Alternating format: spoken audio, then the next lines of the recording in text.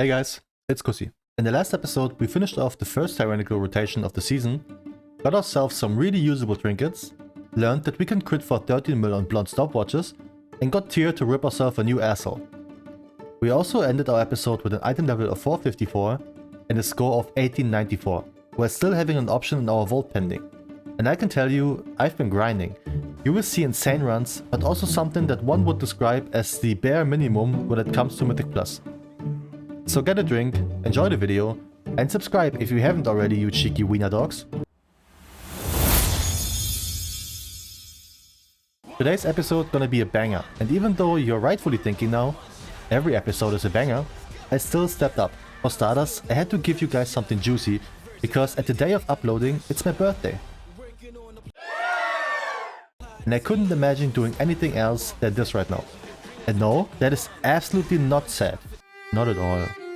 But like I mentioned, I was sending keys left, right and center, and we will do keys that are higher than anything we have done so far, so buckle up, baby. But first, after showing you my vault last episode and after considering my options, I went with the one and only real choice. The big 30 item level shoulder upgrade, and I will tell you why. Obviously, I could have picked the set legs and gotten me 4 set right away, but since we are this close to Keystone Master, which includes a token to buy a tier set of our choosing, I went with the item that will be converted into tier, while also giving us biz stats on top. So yeah, maybe I need to wait a little longer for 4 set, but it's going to be more valuable in the end for sure. And with that, the only garbage item I got is a belt. Keep that in mind. Before doing keys, I did the usually pretty annoying quest in completing 5 timewalk dungeons in order to receive a normal raid item, since I usually get ass blasted by this little crate, while I can watch others pull the biz items. Though I did get insanely lucky on my elemental shaman last season, so I was sort of motivated to get it done. Not to mention there could be a cheeky tainted raid shard hiding. So I flew through those boring ass dungeons where I think I got Naldarian's Lair at least 4 times, but I received a belt piece that, even though the stats aren't that good, it's still a big upgrade. So naturally, I went to the upgrade slave to get the puppy up to 450, spending not only 60 crests but also 450 flight stones.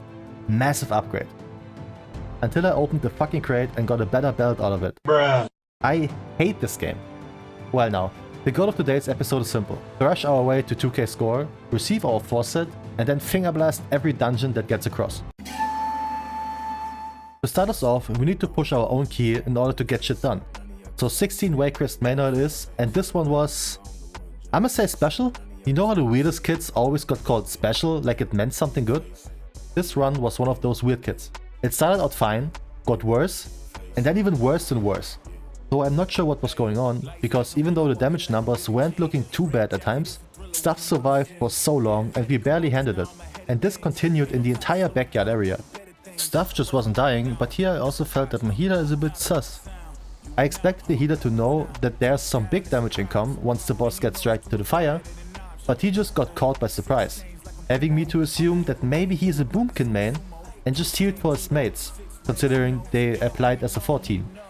I did spectate him afterwards, and he does have the damage staff from Doti, but a healer trinket, so I wasn't 100% certain with my theory.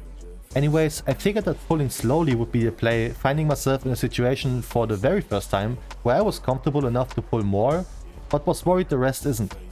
Yet my slow pull strat worked out and we only had a few people pass out, so we made our way downstairs, where yours truly pulled just the right amount of trash to skip the ugly nanny and possibly saving some time. Though at this rate, I already accepted defeat and prepared myself for not timing this, since it doesn't look good at all.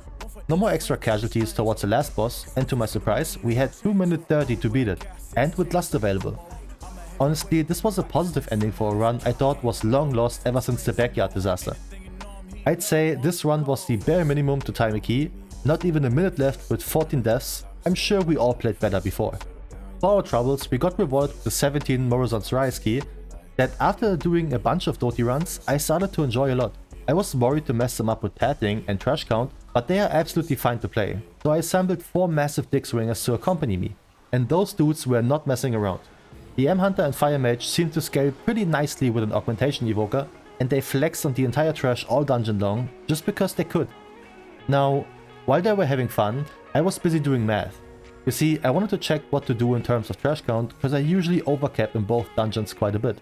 So this was my idea behind it. I looked up how much percent the more or less unavoidable trash will give me and it turns out to be 29.6%, meaning we are a little less than 3% short, but luckily there are some extra mobs you can pull, but don't have to. So you can adapt depending on how much extra stuff you got when clearing the portals earlier. Surely every one of you playing tank is thinking, yeah, shut up, that's obvious. But I just learned that, so you can suck my knob. Needless to say, because of this ridiculous party, this run went smoother than my pickup lines in high school, so you can imagine we railed the rest of this clown fiesta with ease.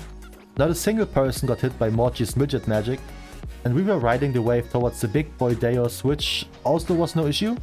Fat score increase of 68, paired with the achievement of Keystone Master and the tier set piece that comes along with it. We also looted the juiciest loot this dungeon has to offer. The mount token. Now, I'm not really a mount kind of guy, but if it's for free, I'll take whatever I can get. And holy shit, is that the classic one? Turns out, it's just the BBC and not the actual cool looking tiger, so we move. Before we go ahead to the next dungeon, we got someone to meet. Theo Seglas of the Garden Drakes is the one that will trade our hard-earned token into the missing piece in the puzzle that is our journey. Also, let's quickly talk about affixes, since we already did a few keys and I can hear you guys saying, what the hell is going on? For starters, we got fortified to punish our overflowing habits very quickly by juicing every trash mob inside. Volcanic summons little burning turrets that make you jump disgusted when you step on them. And Spiteful is a healer's joy that lets little homeless ghosts spawn to annoy you until you run far enough away. All of the above make this week rather easy unless you got a full melee party, that's exhausting for sure. Next on our mission to become the hero this world doesn't want, we joined a random party on a Darker Ticket 16 and I can tell you I was juiced on confidence after the last run. I get a lot more used to staying alive, and even though someone in an earlier video commented that you can outrange the fart breath of Keith Tree Jr., I couldn't. Failed horribly to be exact. Here was a pull that, in my mind, worked out perfectly beforehand. I know those bats hurt like hell, but I was certain with Incarn, I am untouchable.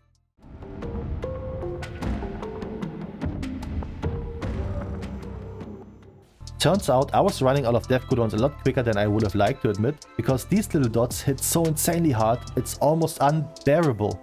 Get it?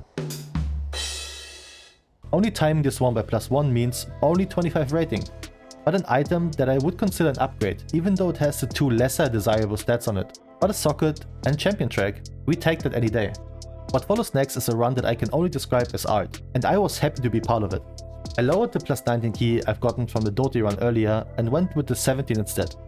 Galakrond's Fall is the key that a lot of people would consider easy when it comes to beating the timer, because apparently it's very generous. Though I would say this was totally on us and I enjoyed every damn second of this bad boy. I won't talk over this one and just simply give it to you raw. Enjoy.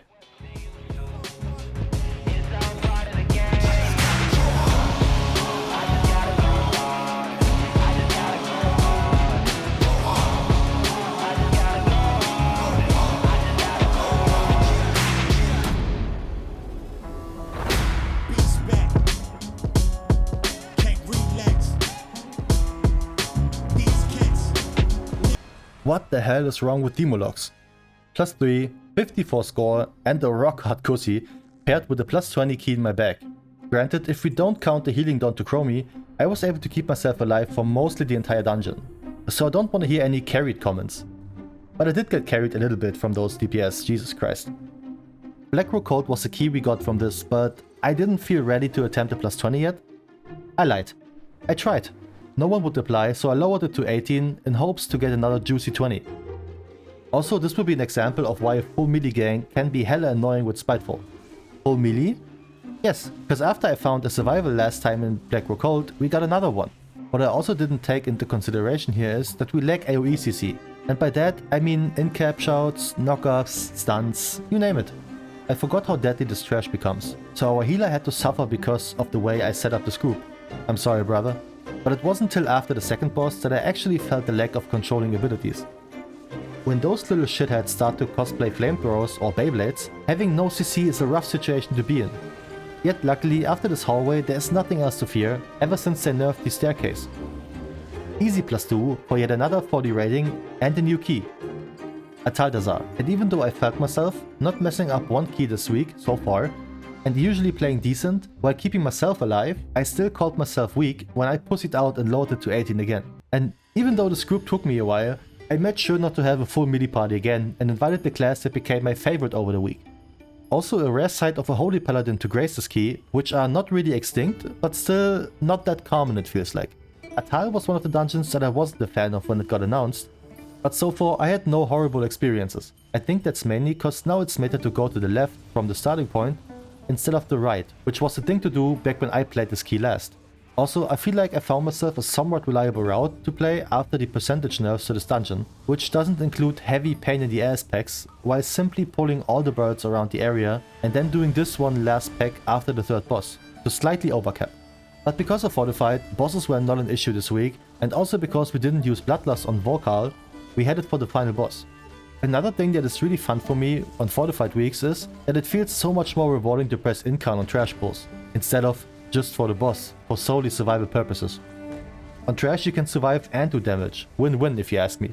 The final dungeon this episode gave me yet another 40 rating to pump our overall score to 2256.